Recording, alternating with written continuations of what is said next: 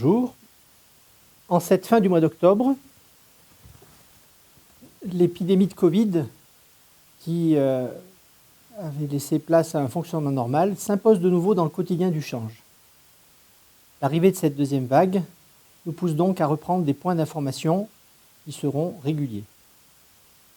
Cette deuxième vague, qui se traduit en ville par des marqueurs d'incidence suivis régulièrement, s'est traduit concrètement au change par un nombre important de patients depuis la fin de semaine dernière. À ce jour, on note 80 patients hospitalisés, dont une dizaine en réanimation, et tous les jours voit aux urgences le passage d'une vingtaine de cas potentiellement Covid se présenter. Nous avions déjà adapté notre fonctionnement pour l'accueil régulier de patients Covid, qui était en nombre plus restreint. Cette augmentation nous a poussé à activer le plan blanc, qui nous permet l'utilisation de moyens exceptionnels en période de crise, en période exceptionnelle, et qui va se traduire concrètement par différents points. Tout d'abord, une interdiction des visites aux patients et des accompagnements de consultants, sauf bien sûr exception médicale.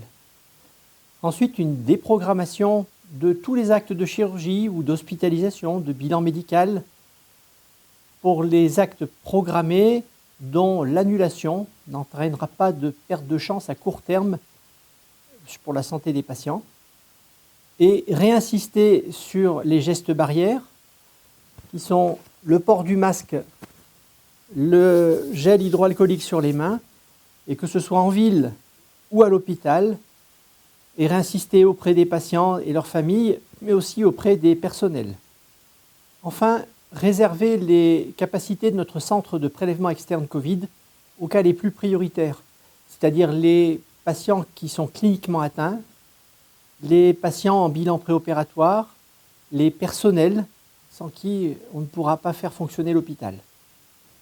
En parallèle, la coordination avec les établissements de notre territoire, particulièrement le sud de la Haute-Savoie et le Pays de Gex, a été activement relancée. Il s'agit de nous permettre d'armer les lits de réanimation nécessaires pour la deuxième vague, d'ouvrir des secteurs de médecine Covid, et tout cela sans arrêter massivement la réalisation des actes chirurgicaux, comme nous avions été contraints de le faire lors de la première vague. Cette deuxième vague était attendue, et jusqu'à présent, la Haute-Savoie, qui était épargnée en région Rhône-Alpes, était touchée au même titre que les autres départements. Fort de notre expérience, qu'elle soit médicale ou organisationnelle, tirée des enseignements de la première vague, nous allons donner le meilleur de nous-mêmes pour pouvoir y faire face. À très bientôt pour de nouvelles informations.